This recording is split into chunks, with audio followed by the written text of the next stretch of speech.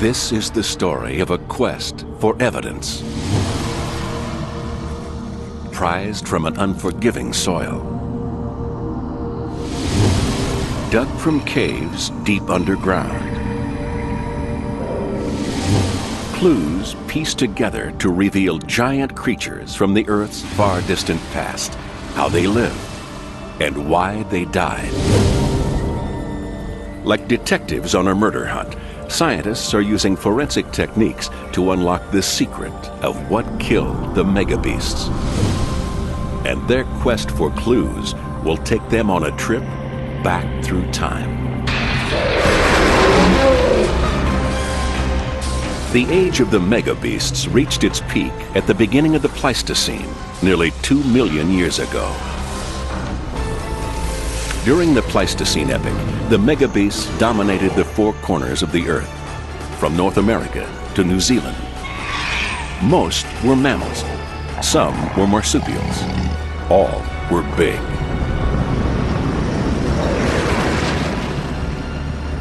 But like the dinosaurs millions of years before, all this suddenly changed.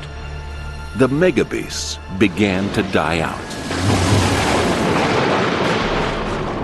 The scale of the extinction was mind-boggling. In a blip of cosmic time, entire populations simply vanished.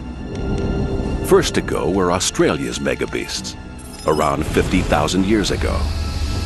Victims included a ferocious predator, the marsupial lion. The marsupial lion was a bruiser, built to give hard hits and built to take hard hits. The axe next fell on the Americas. Around 11,000 years ago, the extinctions here claimed a bizarre range of species. The incredible giant ground sloth, the more familiar woolly mammoth, and the monstrous giant beaver, to name but a few. The thing that's important is that these were the big guys. We had large mammals in great diversity and in high numbers. They ruled. Still, the demise of the megabeasts continued. Off the African coast some 2,000 years ago, extinction next claimed the massive animals of Madagascar, animals like the giant lemur. Can you imagine a primate with eyes on the side of the head like a cow, a long snout? They're not like any creature anywhere on Earth. And the destruction finally ended on the remote islands of New Zealand. The date, just 700 years ago. The victim here, a 9-foot-high, flightless bird called the moa. The world's megabeasts were united by just one thing, their size. But what singled them out for destruction remains a mystery. Unlike the dinosaurs, victims of a meteor impact, no single event explains the megabeast decline. The cause of their demise has become the subject of fierce debate. Some believe that extinction must have come at the hands of human hunters. They call it the kill theory. Oh, I think the part humans played is total. I think it is the crucial difference. There would not have been this wave of large animal loss without human involvement. Others believe in chill, that dramatic temperature change at the end of the last ice age holds the key. The climate was undergoing rapid, profound changes. Unquestionably, the most dramatic climatic changes that we've seen on the planet in the past 20,000 years. And still others advance a new idea. The ill theory. The killer, they say, was disease. You could have a series of killer plagues, not only in the species in the immediate vicinity, but spreading like a rolling wave, species after species, becoming infected by these killer microbes. But no one agrees. So far, no one has come up with one theory to fit all places and all circumstances. The hunt was on to unravel one of the biggest mysteries of the prehistoric era, the greatest animal extinction since the dinosaurs. The search would hinge on the competing theories of kill, chill, and ill. But the Pleistocene world would not give up its secrets easily.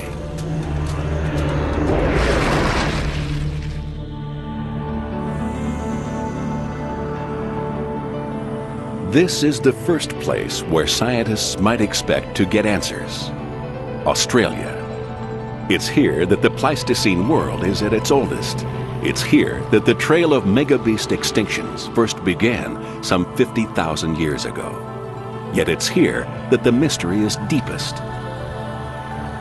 In common with many other parts of the Pleistocene world, Australia was a prehistoric wonderland.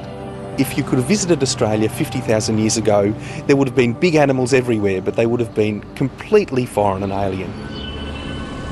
You would have seen giant turtles the size of VWs with horns like cattle, giant wombats perhaps the size of a rhinoceros, and huge duck-like birds twice the size of an emu. It would have been a bizarre fauna, and I would have given anything to see it.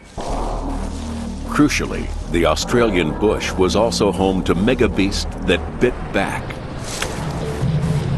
And one animal, above all others, stood out as the most fearsome.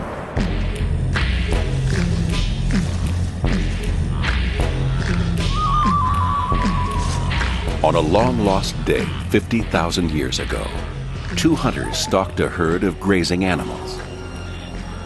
Little did they know that they too were about to become the hunted.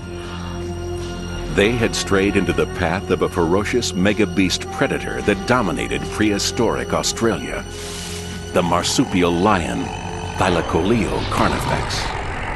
Thylacoleo is probably best looked at as a giant homicidal wombat. These massive slicing cheek teeth were like bolt cutters. A pair of these could literally have ripped the arm off any human being. It would not have been a particularly graceful animal. This is an animal that was built for power. The marsupial lion was a prehistoric bushwhacker with just one aim: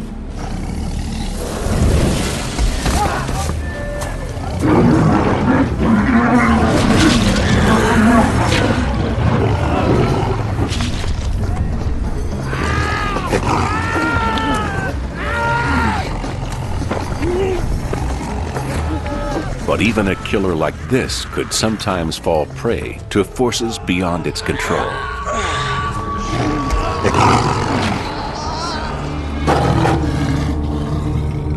Beneath the bush, a 40-foot drop to oblivion.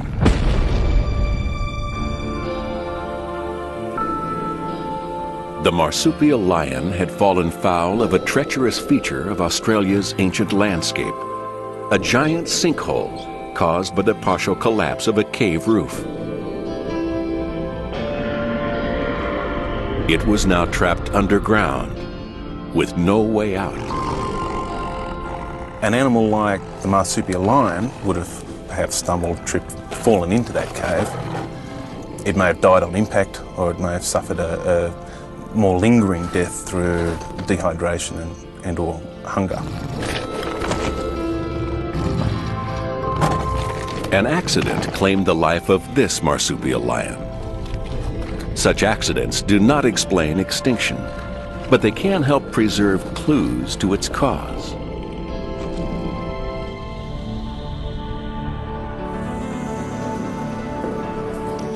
This is Wellington Cave, 300 miles north of Sydney.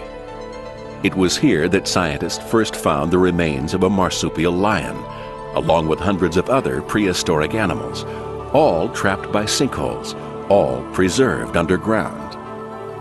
The bones were prime pieces of evidence, but would they help reveal what killed Australia's megabeasts? Like forensic detectives, scientists needed first to date the age of the bones. Time of death could establish cause of death. If the extinction followed a time of climate change, then the chill theory might hold true. If the megabeasts died out in the wake of human arrival in Australia, then the cause could be kill. If those humans brought disease, then maybe it was ill. But in Australia, dating of fossil bones is anything but easy. Scientists have found that bones are too old, too fragmented, too few in number to offer consistent findings. So they've tried instead to date the soil and sand in which the bones were found. Soil age, they reasoned, could provide evidence of bone age. And indeed, the technique has revealed an extinction date close to the date of human arrival in Australia. That points to kill, but the proof is hardly conclusive. It's very hard to interpret the data we have at the moment in terms of the cause of the extinction. If we look at individual bones, it may have been they were first buried 1 million years ago and were then dug up through a creek or water or something, erosion, and the bone moved into another locality and reburied again. Science can only hint at the cause of the Australian megabeast extinction. For the marsupial lion, the file must remain open, pending further investigation. To solve the mystery of what killed the megabeasts, whether kill, chill, or ill, scientists would need younger bones, fresher clues. And the hunt for those clues was to begin half a world away, in America.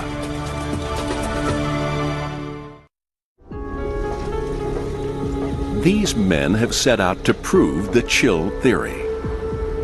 Russ Graham and Ken Tankersley are Pleistocene scientists with an interest in ancient weather systems.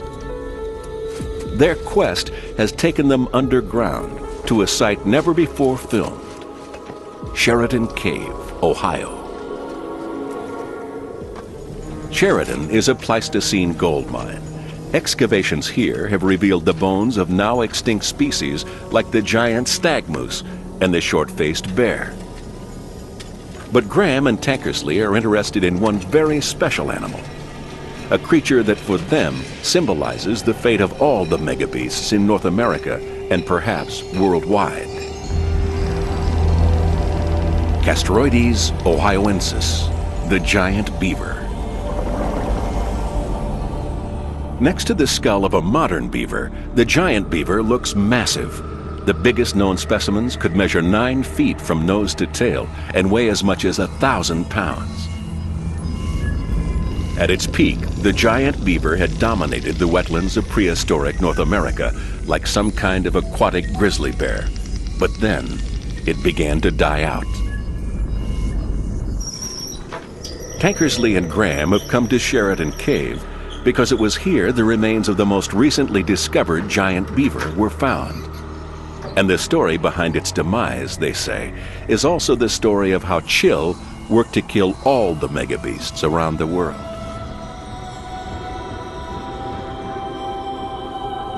"23,000 years ago, midway between the Australian and American waves of megabeast extinctions, freezing weather held the Earth in an icy grip. The global winter lasted for 6,000 years. Conditions were extreme. Scientists call it the Ice Age. A massive glacier had spread across the Earth. Large areas of Europe and North America were buried under tons of ice. But then, 16,000 years ago, the ice began to melt. The Earth got suddenly warmer.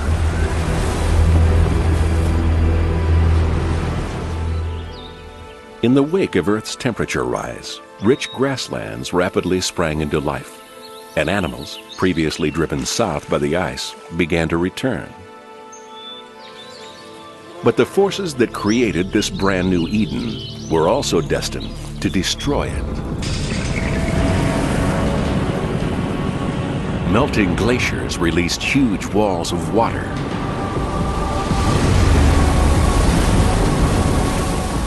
The deluge flooded the land for thousands of square miles, flattening everything in its path.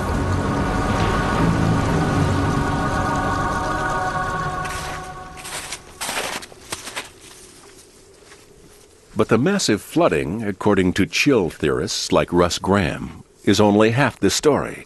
What killed the giant beaver and dozens of other megabeasts was the sudden temperature change that came with it. The Ice Age, Pleistocene, was a very dynamic time globally. the climate changed very abruptly, probably within the lifetime of a human being. Within 40 years, we went from the Ice Age to the Holocene, a warm time period. And it's that abrupt change that I think caused the extinction. The giant beaver remains found at Sheridan Cave show how uniquely adapted to its environment the animal was. The giant beaver had very, very different front teeth, not only because of their enormous size, but the angle of the teeth as well, which were specifically adapted for exploiting or acquiring marshy, rushy vegetation that we find typically in wetlands which dotted the landscape near the end of the last ice age. This physical adaptation to a specific landscape was to prove the beaver's doom. As the massive glacial flood swamped its natural habitat, the plant life vital to the giant beaver's survival slowly disappeared. That was bad enough, but it got worse. For 11,000 years ago, the temperature began once more to fall. Meteorologists today call it a cold snap. It was to last 1,000 years.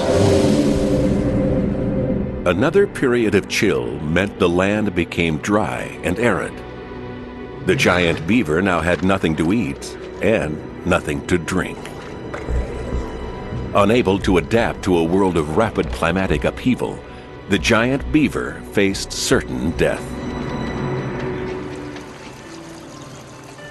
Yet astonishingly, the giant beaver's smaller cousin, itself a veteran of the Pleistocene, continued to live on to the modern era. The question is, after climate change, why did only the modern beaver survive?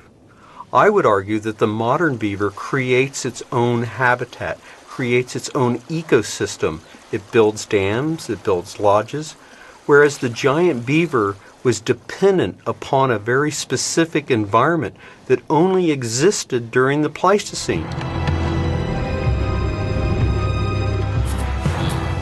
All over North America, this pattern was repeated for many other species.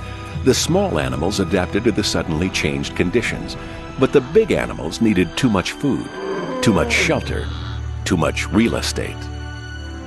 As they searched for the habitats they had lost, the megabeasts broke up into smaller and smaller groups, widely separated. For thousands of years, the giant beaver population ranged across the eastern United States.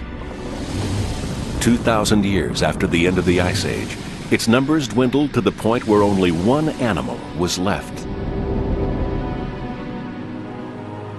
In Sheridan Cave, Ohio. It was here that the giant beaver made its last stand.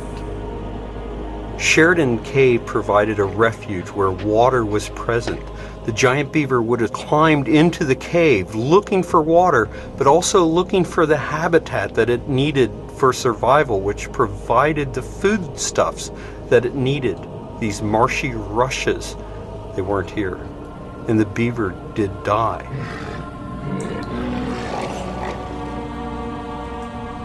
Dating of the giant beaver's remains confirmed it was the last known example of its kind anywhere. Soil analysis has also revealed the giant beaver died while the climate was cold and dry. For Russ Graham, the dating is significant. We know that at the same time the megafauna went extinct, the climate changed very abruptly. We also know that the habitats the animals were adapted to disappeared at this time, and we also know from being able to map the distributions of these animals that their geographic distribution was at a minimum size at the time of the extinction. We feel very strongly that it's all of these factors that add up to build the case for climate change as the cause of the terminal Pleistocene extinction. The giant beaver bones found in Sheridan Cave make for a compelling case, but doubts still surround the chill theory. Critics point out that ice ages were not new. For the last 100,000 years of the Pleistocene epoch, the Earth had suffered as many as 23 distinct ice ages. The megabeasts had lived through 22 of them. The 23rd was no different. some other factor must have been at work.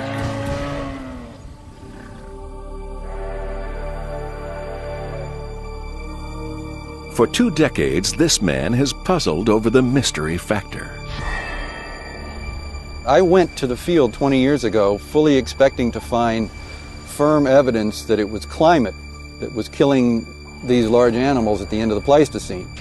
But the more I thought about this problem of extinction, it occurred to me that something else had to be added to the equation.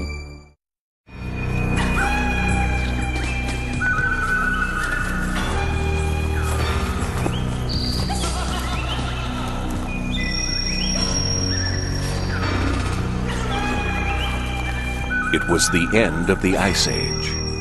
As human nomads migrated to lands made newly habitable by the warming sun, they encountered a new range of animals. Animals that had not yet learned fear of man. The humans were expert hunters.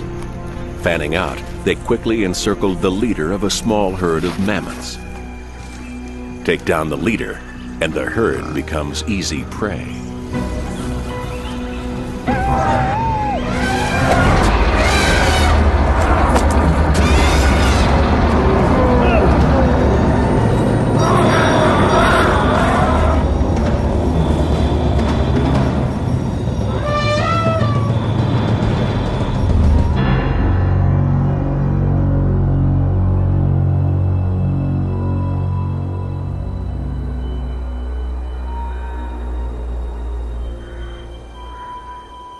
This is a spot where scientists agree a mammoth slaughter actually occurred.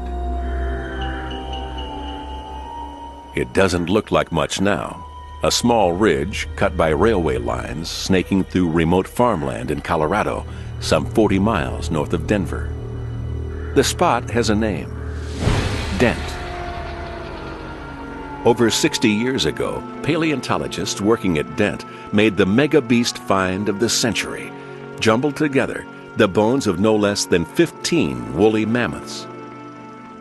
Littered among them, man-made spear and arrowheads. Evidence of a mammoth massacre. For kill theorists like Gary Haynes, what happened here was proof that overhunting wiped out the megabeasts in one fell swoop. This is the place right here that should be honored as the first real identifying place in North America that gave us the germ of an idea that maybe the megafauna, the mammoths and the mastodons and other large animals in North America, had been hunted by people and possibly hunted to extermination. Dent wasn't the only kill site that scientists have found in North America. Since the 1930s, some 14 other sites have been uncovered, containing the speared and butchered bones of over 80 megabeasts, mainly mammoths and their cousin, the mastodon. For some, this was proof positive of a pattern of hunting and killing on a massive scale. The kill theory was born. In fact, the case for kill seemed open and shut. Humans had both opportunity and motive for megabeast extermination. The kinds of animals that disappear, they are the kinds of large animals that I think of as preferred prey. The kind of creatures that would attract hunters or foragers in new lands, the biggest. And the disappearance is critical. It's in step with the arrival of our species in different parts of the world. Worldwide human migration mirrors almost exactly the pattern of megabeast extinction. 50,000 years ago, Australia. 11,000 years ago, the Americas. 2,000 years ago, Madagascar. 700 years ago, New Zealand. Everywhere the story is the same. Where humans turn up, the big animals die. Whatever the theory, hunting is a practical business. Gary Haynes is an expert in the kind of weapons primitive humans might have used to bring down the megabeasts. Mammoths were big. Killing these leviathans would have required powerful weapons. Weapons that, according to Haynes, Stone Age man possessed. They're arrows or spears. This one here is a long single wooden spear with a fluted point attached at the end firmly. This one was probably used to either throw or thrust into the bodies of the animals, so the hunters had to be very close to them to use this. There have been some studies done with these that indicate that a spear thrown overhand using a spear thrower can penetrate quite deeply even into something solid like plywood, and it certainly would have done some major damage. Stone Age humans may have had sufficient means for megabeast extermination.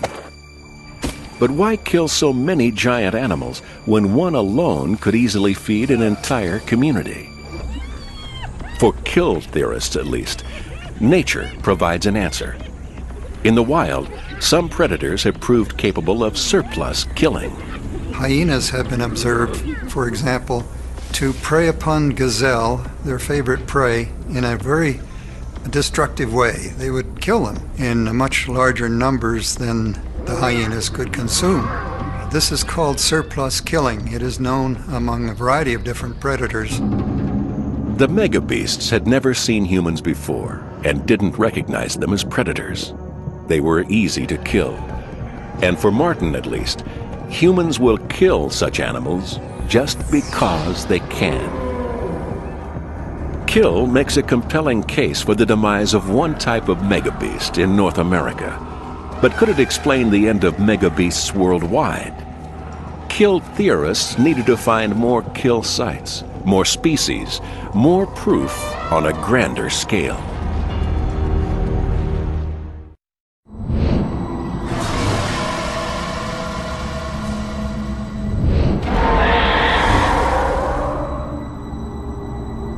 In a forgotten corner of a museum in York, England, stand the remains of a creature whose fate provides the strongest evidence yet for the kill theory that what killed the megabeasts was man. The animal is, by any standards, a bizarre one. A 9-foot-high, 500-pound flightless bird called the moa.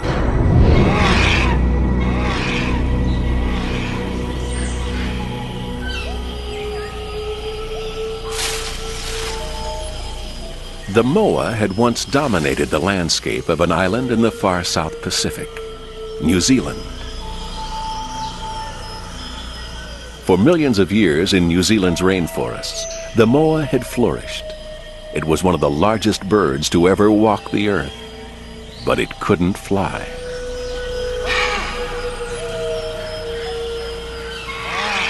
Moas are the only birds in the world which did not have wing bones at all. Some of them did not even have the sockets for wing bones to go in, so they were the ultimate walking birds. They were herbivores. They ate a variety of vegetation. Some consumed some of the roughest forage you could possibly think of. Today, scientists are still on the hunt for moa remains. Here in the Bell Hill Vineyard north of Christchurch, they've made an exciting find, exclusively revealed for this film. A massive moa bone site. It's the first such discovery in over 50 years. On the side of a hill, a small stream cuts a gully. The soil, when mixed with water, creates a thick and sticky mud, perfect for preserving the remains of an ancient forest. And of course, clues, like bones. Bones that show evidence of massacre. Richard Holdaway is a moa detective. Before establishing how the moa died, he must first piece together how it lived. They were very large and robust animals, but they did not have almost certainly any defence mechanism against predators other than birds of prey. So the birds would have been living in pairs or small groups, dispersed through the forest, taking advantage of whatever vegetation was in there. Slow moving, slow eating, the moa knew nothing of the dangers posed by predators. The most any moa was likely to face was a squabble with a neighbor for food. The moa was a living fossil, a throwback to the prehistoric world that somehow had escaped extinction. Perhaps the bird was lucky. Perhaps it hadn't yet encountered man. All that changed 700 years ago. That was when Polynesian mariners first discovered New Zealand. Their impact on the moa was swift and brutal. New Zealand was the last temperate landmass to be settled by people, so all the wildlife here was naive. It had seen no mammalian predators in its entire evolutionary history. So when the first humans walked up the beach, when there was a moa standing there, it wouldn't have recognised them as being a threat, and they could have hit it on the head quite easily. And the extinction took place so rapidly, in terms of a few decades over the whole country, maybe a century at the most, that none of them would have had a chance to learn fear of humans. What happened next, claim kill theorists, is a template for what happened to the megabeasts worldwide.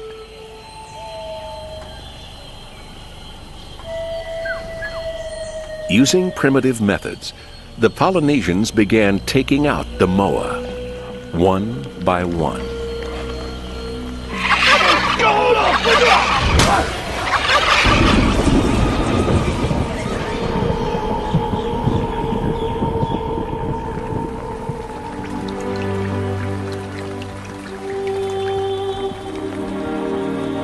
Back at the Vineyard Bone site, a sudden burst of bad weather brought the dig to a halt.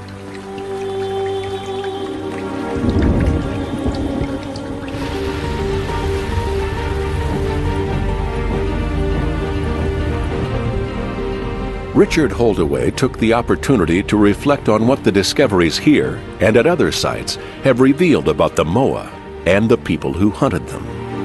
The Polynesians, as anyone anywhere in the world, when they're in a hostile environment where there are limited food resources, took advantage of every source there is. They took the adults, they took the young, and they took the eggs.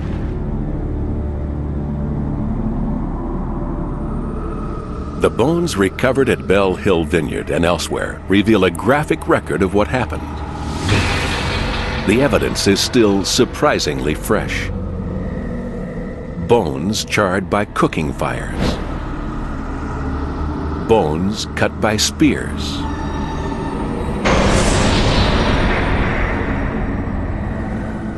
Bones gnawed by teeth.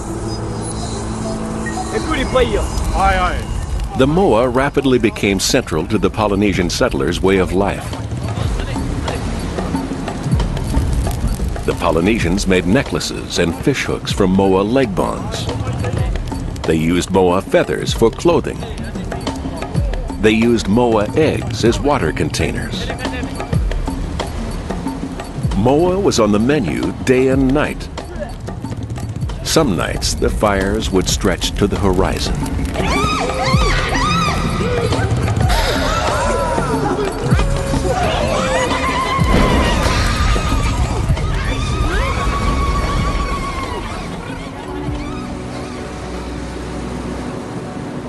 In less than a century, 170,000 birds are thought to have perished.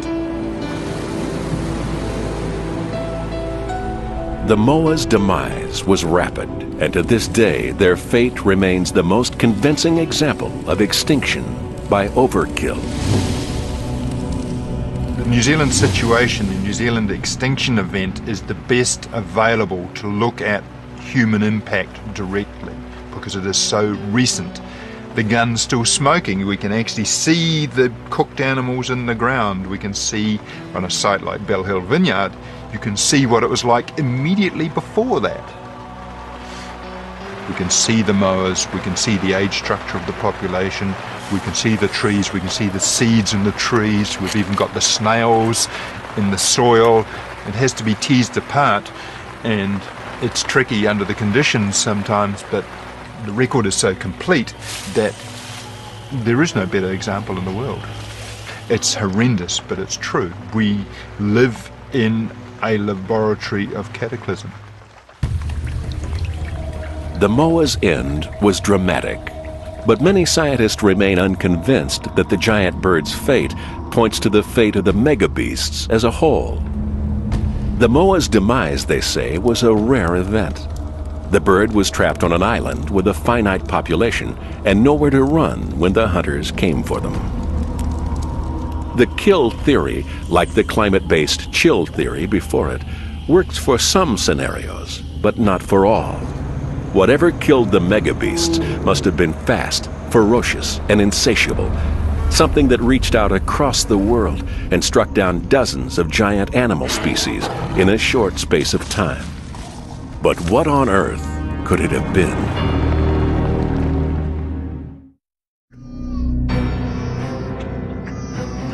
In 1918, just after the end of World War I, people across Europe suddenly began falling sick.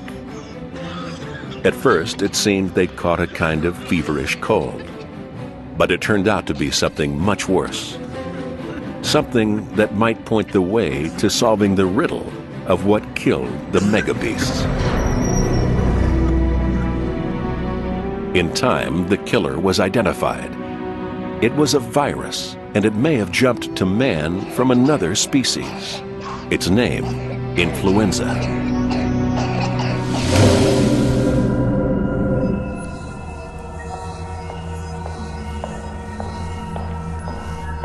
Ross McPhee is curator of mammals at the American Museum of Natural History in New York.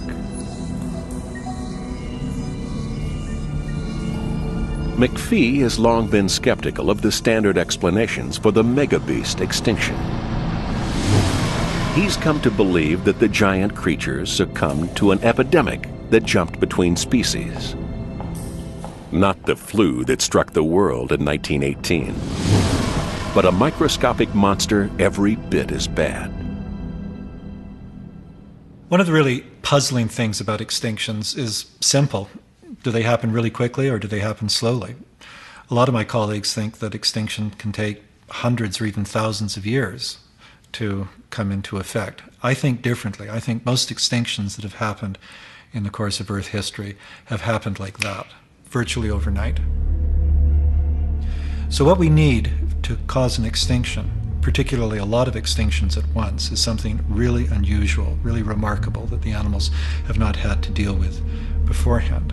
There's not much in life that could do that, but how about a virus? Viruses are one of nature's great mysteries. Hit-and-run killers that come seemingly out of nowhere and disappear equally fast. But to cause extinctions, a virus would have had to infect widely, kill quickly, and jump between species.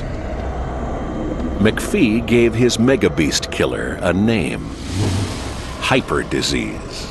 We have to imagine extreme mortality. We have to imagine every individual or nearly every individual getting sick and possibly dying within a short period of time, like a few weeks. McPhee's disease idea was dubbed the ill theory. It rapidly attracted criticism. In all of Earth's history, there had never been a proven example of a global epidemic jumping across so many species of animals at one time. But at a local level, animal populations can be decimated by species-jumping disease. British veterinarian Sarah Cleveland has seen firsthand the damage a species-jumping virus can do. Cleveland works in East Africa.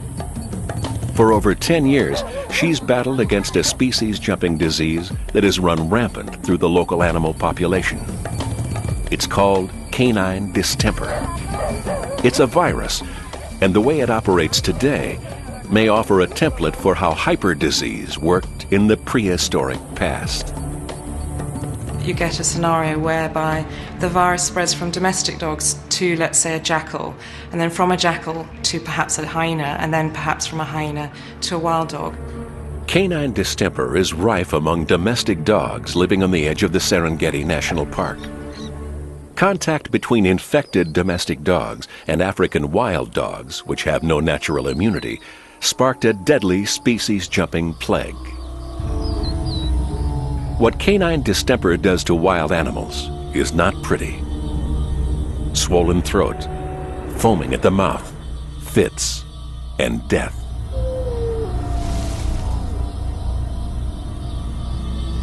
You may start to get discharges from the nose, discharges from the eyes, and as it progresses and the virus then enters into the central nervous system, you get very dramatic effects with incoordination, paralysis, and at the most extreme end, these very dramatic, sort of epileptic type of seizures. The plight of the wild dogs was made worse by their sociable nature. In the mathematics of extinction, animals that live in groups are more at risk than loners.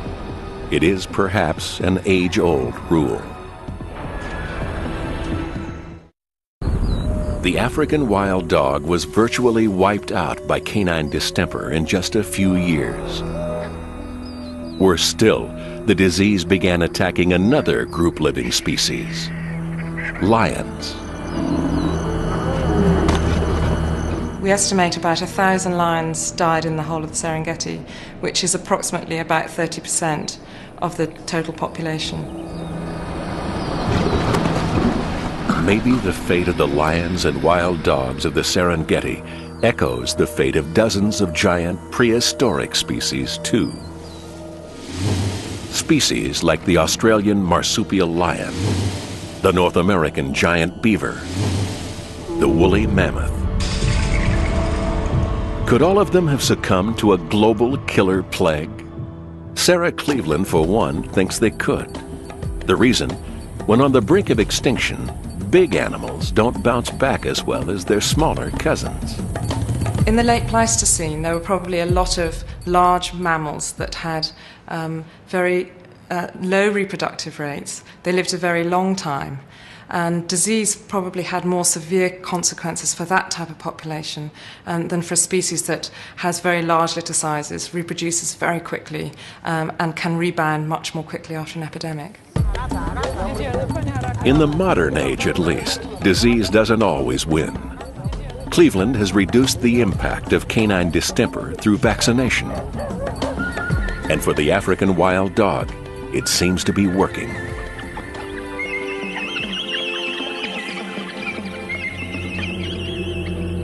But 11,000 years ago, during the Pleistocene, there was no vaccine and no one to do the vaccinating.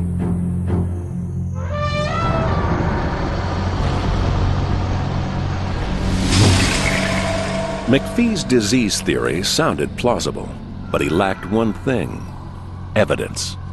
To prove his idea, he'd have to find where the mystery virus had come from and how it operated. He needed to find a trigger. Exponents of the kill theory had noticed at the end of the last ice age a global link between megabeast extinctions and the first arrival of humans. They'd argued that humans had wiped out the megabeasts through hunting, but McPhee drew different conclusions.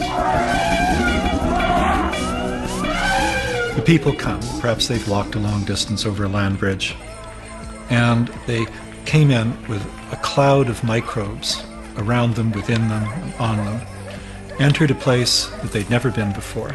But once they started interacting with the animals, that same cloud of microbes was available to spread everywhere that it could. Mammoths, along with other megabeasts, had no natural immunity to these newly introduced microbes. Domesticated dogs could have passed on the disease from their human masters, innocently carrying the seeds of the mammoth's doom. Hyperdisease. McPhee had found in human migration a possible trigger for hyperdisease. Now he needed to find physical evidence of a megabeast plague. McPhee knew he had one slim chance. The only trace microbes leave behind is genetic. Perhaps a new science could help solve an old mystery. When a virus attacks a cell, it generates proteins. These remain in the body's DNA. After death, the body decays, but DNA can stay preserved in soft tissue, like skin or hair. Amazingly, prehistoric soft tissue can still be found. The hunt for that tissue was to take McPhee on a trip to one of the most remote spots on Earth. And face to face with a creature that looked literally out of this world.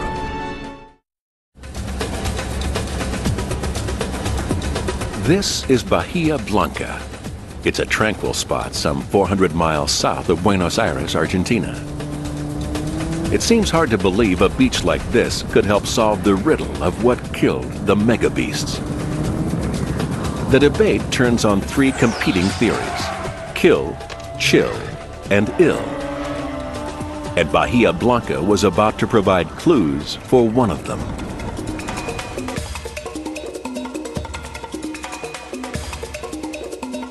Some 2 feet below the surface, perfectly preserved in the sand's soft sediment, local scientists have found fossilized footprints. It's an amazing discovery. The footprints are only accessible at low tide for just 4 weeks a year.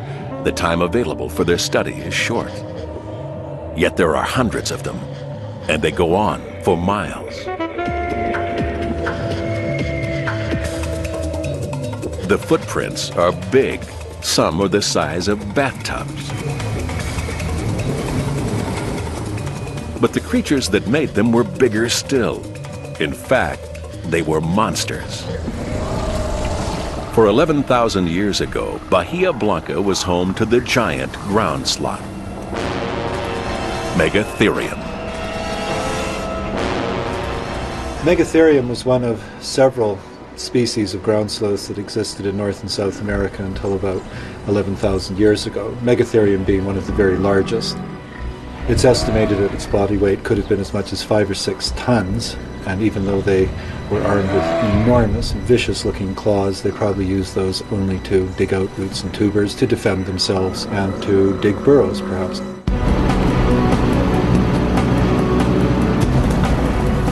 Ross McPhee has come to Bahia Blanca to find out more about the giant sloth and its habits. He aims to prove the ill theory, and he's on the hunt for evidence of hyperdisease. And maybe the beasts of Monster Beach can give it to him. McPhee joined local paleontologist Sylvia Aramayo for a guided tour. So you have a footprint here, and a footprint in the middle? Yes. Aramayo's measurements painted a vivid picture of the sloth in motion.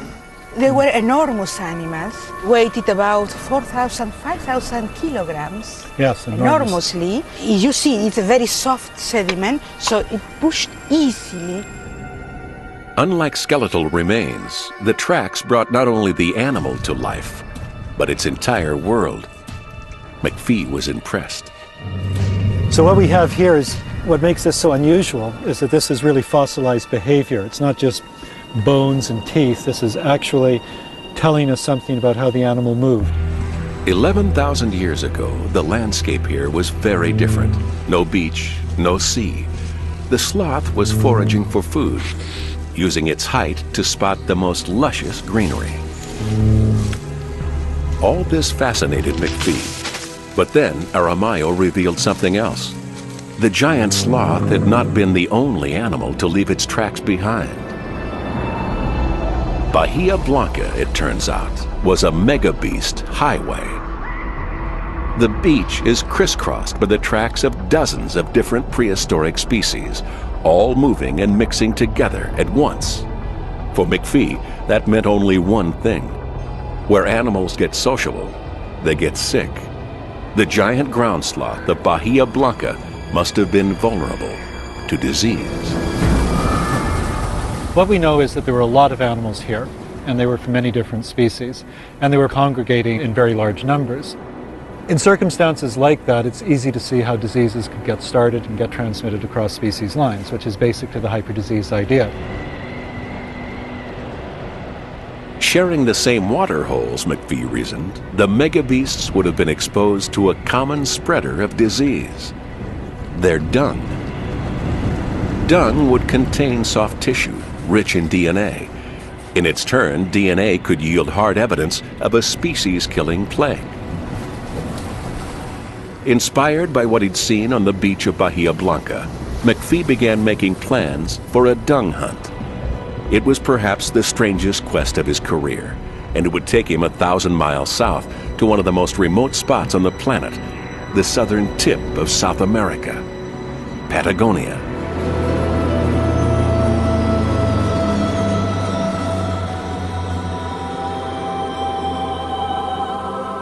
Patagonia seems a land untouched by time. As the clouds swathe its jagged peaks, so Patagonia lies cloaked in the mystery of its past. If clues exist at all to support McPhee's ill theory, he'll find them here. Because Patagonia has a climate perfect for preservation. During most of the year, the temperature remains cold. So cold, even the lakes and rivers cannot support life. The air is dry. Rainfall is rare. It's a landscape that still bears the scars left by the end of the Ice Age. And glaciers still carve the windswept terrain.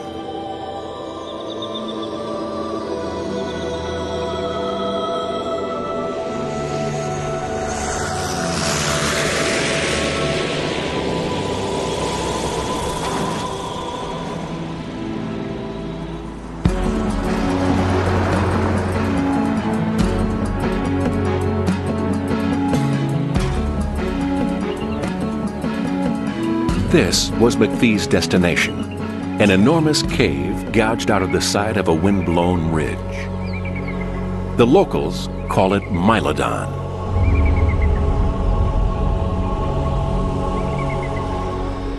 Inside the cave, a moonscape of jumbled rocks and craters. Within each crater, a microenvironment, each defining a different aspect of the prehistoric world. Indeed, Mylodon had been home to megabeasts of all shapes and sizes, including the giant ground sloth.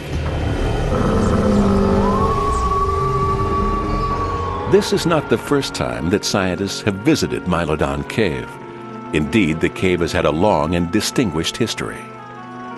This cave was discovered near the end of the 19th century, and the first item which was found at this cave was a piece of hide, which turned out to be the remains, fossilized remains of a Mylodon, an extinct sloth. So the preservation of bones, soft tissue, and even plants here is just so good that it really attracted the attention of scientists all over the world.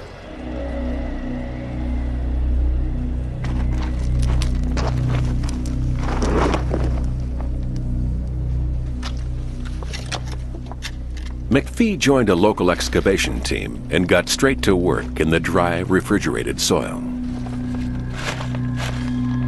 He was seeking giant sloth dung sufficiently well preserved for laboratory analysis. Sloth dung might contain DNA. Within sloth DNA, there might remain the telltale signs of a hyperdisease bacteria or virus. Here at Mylodon Cave, there is a chance of going after soft tissues that might hold remains of viruses that I would not be able to access in any other way. So for that reason, it's fantastic to be able to sample here. These are the kind of microscopic killers that McPhee has in his sights: bubonic plague, rabies, anthrax, a rogues gallery of diseases known to jump species and to kill. Traces of any one of them in Mylodon Cave would turn our understanding of the prehistoric world upside down. But the chances of finding dung containing intact genetic evidence of hyperdisease were vanishingly small. McPhee was engaged in a great scientific gamble. Layer by layer, the excavation team was stripping away millennia, but the task before them was a difficult one. We are screening a total volume of about, let's say, 6 cubic meters. It's quite a big job, and it takes a long time to do it because we have to do it very carefully. Time and again, the team found small bone fragments, fossilized plant remains, but the precious desiccated dung eluded them still.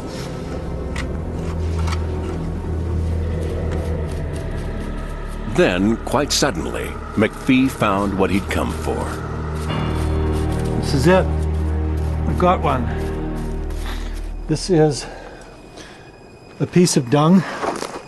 It's maybe 4 or 5 inches long. It's incomplete. This area here is clearly disturbed. That means that pieces of dung, which are quite light because they're all desiccated and dried out, get kicked around. But this is what I'm after. This demonstrates exactly what I'm after.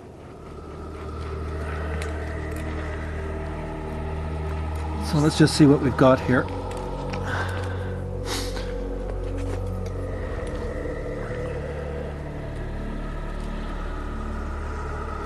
Okay, it's got a good consistency. Yep, it's going to come out as a piece. This particular dung sample was already too contaminated for genetic analysis. So using his bare hands, McPhee decided to take a closer look at its physical makeup. I'm looking at twigs, I'm looking at hair. There's a lot of hair in this. These animals are obviously grooming themselves or grooming each other. The last time this hair had seen the light of day was on the back of a living giant sloth. McPhee was holding history in his hands, a history that was still surprisingly fresh. You could go outside this cave right now and find droppings from cows that would look no better, no fresher than what I have in my hands here. So it's just absolutely fantastic. If degree of preservation is going to help us with this investigation, this is precisely what's needed. McPhee enlisted the help of eminent New York geneticist Carol Reese. Reese has done work for the U.S. government seeking out deadly pathogens. The kinds of diseases we're thinking about are things that are very nasty. Things like anthrax or rabies, things like the plague, which could be spread from one animal to the next. Reese and her team were looking for the remnants of the genetic packaging that long-dead pathogens leave behind. When bacteria and viruses grow, they make copies of themselves. And these copies have many, many different proteins in them. And we're looking for the presence of the proteins left behind by the bacteria or viruses. But in genetics, there are no shortcuts to success. The search is painstaking, a slow process of elimination. Using an enzyme which recognizes the presence of the protein from the bacteria or the virus, we'll be able to see a color develop only where there was the specific protein present. And so if anthrax is not present in our sample, we're not going to get a color when we test for anthrax. The color test revealed 11,000-year-old traces of the bacteria E. coli. But of anthrax and rabies, there was still no sign. In this kind of detective work, knowing what isn't there is as important as knowing what is. And Reese, for one, remains undaunted. If we find it, it'll be fantastic. It'll be new. No one has ever done this before, and can give us tremendous insight into what happened and why these thousands of animals were just lost. For now, at least, the gene hunt would have to go on. Like the competing theories of chill and kill, the ill theory has compelling arguments in its favor, but so far, no definitive proof. The mystery of what killed the megabeasts seems destined to remain a sleeping giant. Enter one final contender. David Burney is an ecologist at New York's Fordham University. He believes the hunt for what killed the megabeasts is in sore need of a rethink. And the best place to go and do that lies off the southeastern coast of Africa, in one of the last places the megabeasts lived and died. The hunt for what killed the megabeasts was about to take a startling and dramatic turn. Arab mariners call it the Island of the Moon. In its native tongue, it's the navel of the world.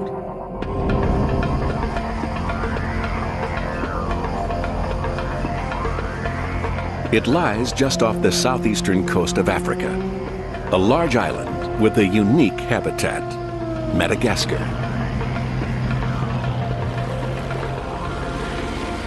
To American ecologist David Burney, Madagascar is nothing less than a Pleistocene laboratory. It's the place that could hold the key to what caused the greatest animal extinction in history. Madagascar is among the most unique places in the world, both in terms of plants and animals, and perhaps most particularly in terms of the now extinct megafauna. Burney has long puzzled over the mystery of the megabeast extinctions. As in other parts of the world, the demise of the giant animals in Madagascar seemed to coincide with the arrival on the island of humans. Humans first hit Madagascar some 2,000 years ago on outrigger canoes very much like these. Strangely, they came not from Africa, only 200 miles to the west, but from Indonesia, thousands of miles to the east. And what they found here must have astonished them. Try to imagine a place where the largest grazing animals were cow-sized hippos. Tortoises here were larger than tortoises anywhere else in the world. But in the wake of human arrival 2,000 years ago, the giant animals began to die. So complete was the destruction that on Madagascar today, no native mammal exists over 50 pounds in weight.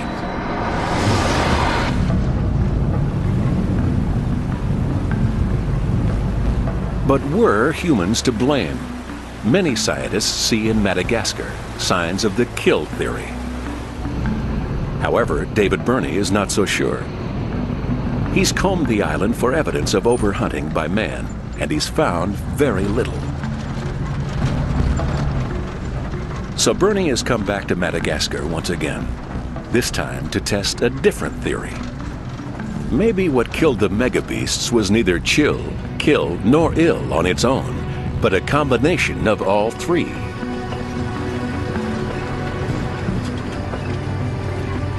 Burney is on the trail of an animal whose fate he believes has come to symbolize the demise of the megabeasts. He's searching not only for remains of the animal itself, but also for remains of the environment it lived in. It's a quest that has taken him and a team of scientists to the very tip of western Madagascar. Burney hopes the creature and its environment will cast some light upon causes of the mass extinction.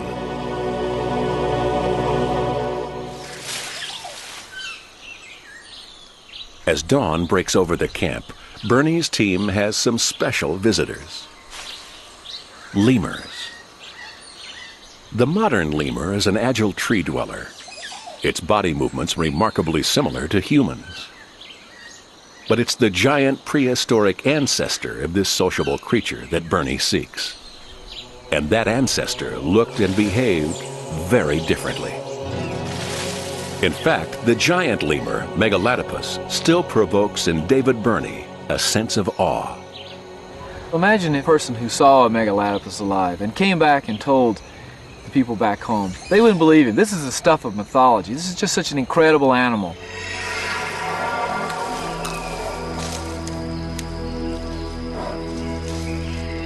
Here is a primate, looks nothing like any living primate, with his eyes on the side of the head, big canine teeth, long snout.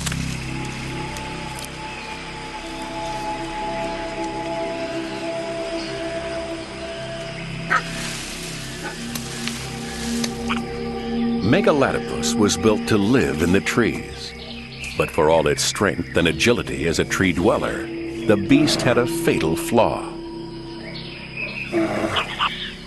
This was an animal maybe a little bit like the orangutan in one way, in that he was sort of the king of the trees, but you can almost imagine him being a bit of a clown on the ground because his fingers and toes were so long.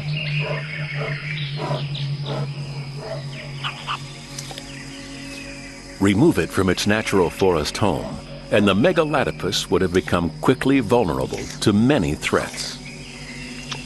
But which of those threats could have caused its extinction?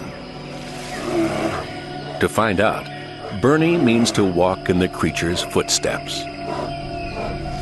into a realm of ghosts. This is Bernie's destination, the caves of Anzuibe.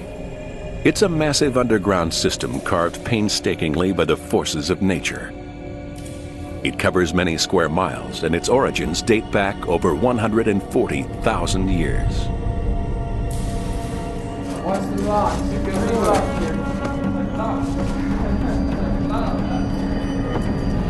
As with so much of the Pleistocene world, Bernie will find the clues he seeks underground. Deep within the island's massive cave system, he hopes to find animal remains that will yield clues as to what killed such a large array of extraordinary creatures. Bernie descends. The going is tough and sometimes risky.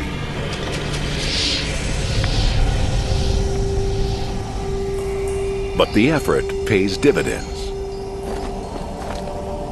For here is a network of chambers that lead directly to the prehistoric past.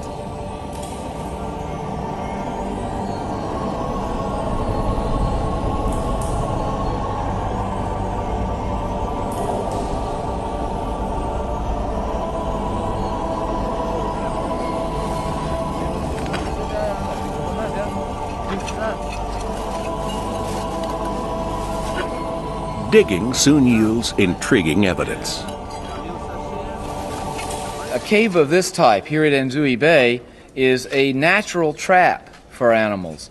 That's because there are many entrances of many different types. Large entrances with water dripping inside that would beckon to animals during the dry season to come in and have a drink and possibly get lost in the dark. And small entrances which an animal might use to hide in to try to escape from a predator and then either be killed by the predator or dropping perhaps into a hole or a crack in the floor.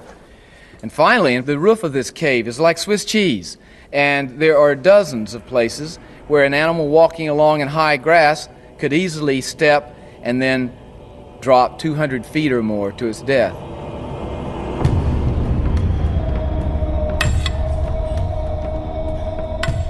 Besides bones, Bernie's team is also taking soil samples. What happens in a place like this over thousands of years is all recorded. Not just the bones of the big animals, but all sorts of plant remains, seeds, leaves, wood, and particularly pollen grains to give us a sort of readout of what kind of vegetation was here so that we can get some idea of what kind of climate was here as well.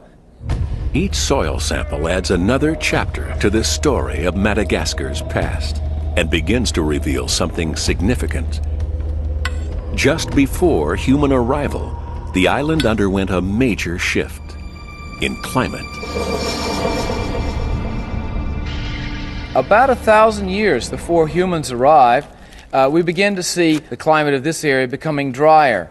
Forest was opening up, becoming more of a woodland and savanna, and by the time the humans arrived, we think the animals at that point were probably in the process of adjusting to a somewhat drier climate mode.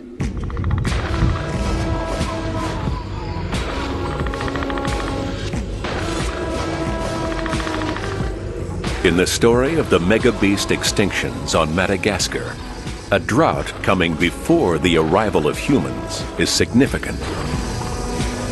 The trees were dry, their fruit long withered.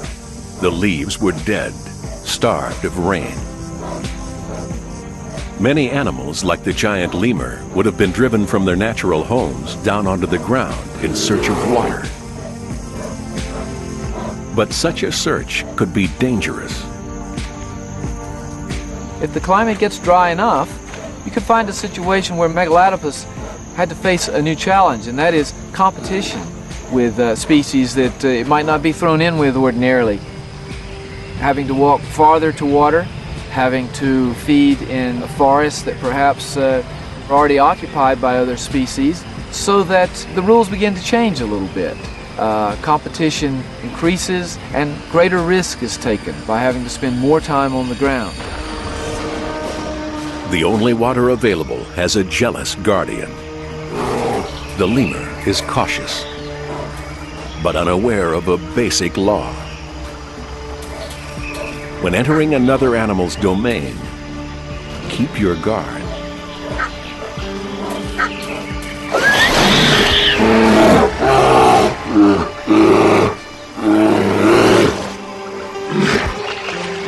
The hunt for water was a new and stressful challenge to the giant lemur and other megabeasts of Madagascar. It seems like that what we see here is animals trying to adapt to a change, but then humans arrive just when there's a good bit of stress already from natural climatic change, and humans then add to the challenges that these animals have to face. Bernie had made a crucial connection. But how exactly had climate and humans conspired to destroy the giant prehistoric animals of Madagascar? Among the samples, the team discovered a further clue: a small fragment of charcoal. Bernie suspects the charcoal may point to the true cause of the megabeast extinction, not just on Madagascar, but worldwide. To test his hunch, he sets out to find more charcoal in another site. If he's right, Bernie should find not just fragments, but an entire deposit.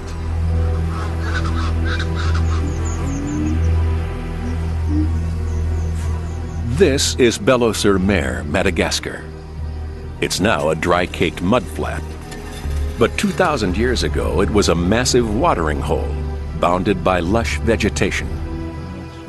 Many animals came to drink here, but then they stopped.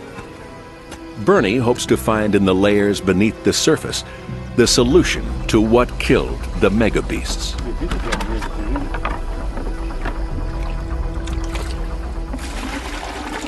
To most people, this is just a mud hole, but I call this sort of thing my poor man's time machine, because I've got a little over 2,000 years here of the history of this part of the island. It's all here in one place.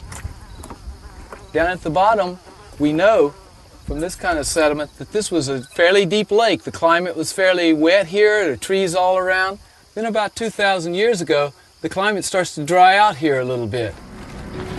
As the work continues, the team begins finding bones, remains of Madagascar's rich array of megabeasts.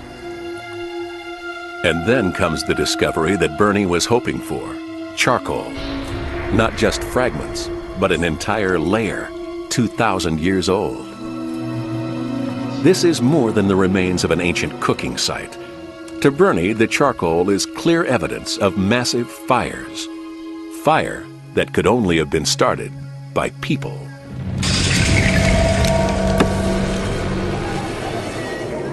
As they settled the island, people slashed and burned their way through ancient forests. It was a relatively easy way of carving a foothold in the land, but one that would have drastically changed the habitat for the megabeasts of Madagascar.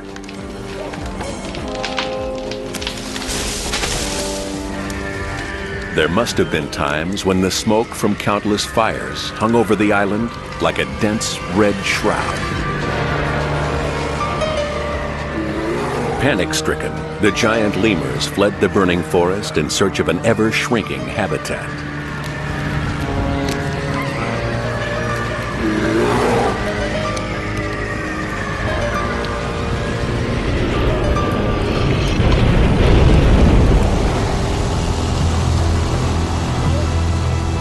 forest destruction causes other problems. Once stripped of cover, topsoil is vulnerable to erosion. During the rainy season, tons of it get washed away, destroying yet more animal habitats. But for Bernie, it's an inevitable part of humans settling the land. And it all adds up to a package of extinction. Try to imagine what people would have to do when they came to a new landmass. They've got to make a living there. Making living entails impacts for nature. It involves cutting down trees, plowing the soil, using the water. It implies hunting the animals, gathering food of various kinds. It involves setting fires to clear grassland and bush. It involves many things that may be quite subtle in the beginning, but quite profound later. Big animals don't like physical stress. Add human settlement to an ongoing change in climate, and the combination could prove fatal. Now, they survived such changes many times over in recent millennia. The difference, I think, this last time around was humans arrived on the heels of these climatic changes and brought a whole series of impacts that each acted upon the other. If Bernie is right, no single cause lay behind the demise of the giant lemurs of Madagascar. For them, the combination of climate change and human arrival spelled doom. But could disease have played a role too? In the absence of any evidence for such a disease, it's hard for me to take that very seriously as a primary explanation. But disease, again, like many of these others, works fairly well as part of the mix. One of the things that went wrong after people arrived. So that was the end of the giant lemur of Madagascar. And it could be that the combination of chill, kill, and ill was the final straw for all the megabeasts. In North America, human arrival 11,000 years ago in the wake of glacial retreat, giant floods, and violent climatic change undoubtedly stressed the megabeasts. That would have made them easier to hunt and maybe more prone to disease. The giant beaver, for example, is a megabeast whose fate supports the chill theory. Yet here in Sheridan Cave, Ohio, recent evidence that the beaver was also hunted has made chill theorists think again. I believe that people were hunting species, mega mammals, that were already endangered as a result of the profound, dramatic climatic changes at the end of the last ice age. Even kill theorists accept the idea of a link between human migration and climate stress. I think they would have survived the climate stress if the human hunters had not been there, and opportunistically taking advantage of that stress to kill those large animals at the end of the Pleistocene. In Australia, the oldest part of the Pleistocene world, where the extinction trail is coldest, the combination of climate and people would also fit what little is known of this still mysterious land. Climatic change in Australia was definitely a factor, a decisive factor. On the other hand, I would also have to say it's very difficult to believe that Homo sapiens could have colonised, occupied a continent like Australia without some kind of detrimental effect. Aboriginal nomads could have slowly settled the land, sometimes hunting, sometimes clearing and burning, maybe spreading disease, ultimately destroying the habitats of even fearsome predators like the marsupial lion. In short, what killed the megabeasts was progress.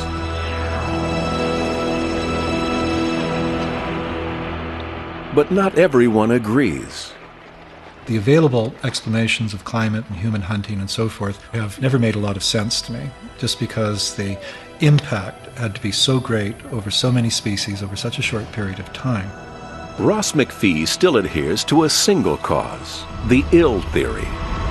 The smoking gun, he feels, may yet turn out to be hyperdisease. If it's the kind of disease that results in very large-scale mortality, the chances are that you're going to make the population collapse. And that's the start of going extinct. For McPhee, the search goes on.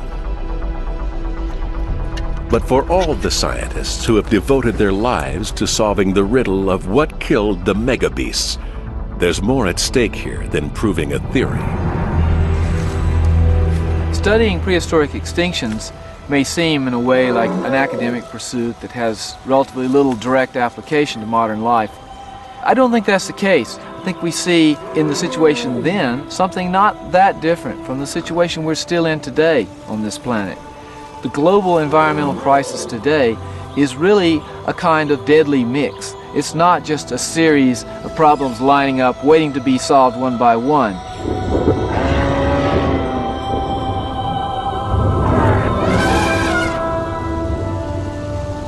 In Madagascar and New Zealand, in the Americas and Australia, the search for further clues, stronger evidence, will continue to go on. Today, these lands are full of ghosts. The megabeasts are gone. Yet the combination of events that killed the megabeasts is still with us. And what or who will be next?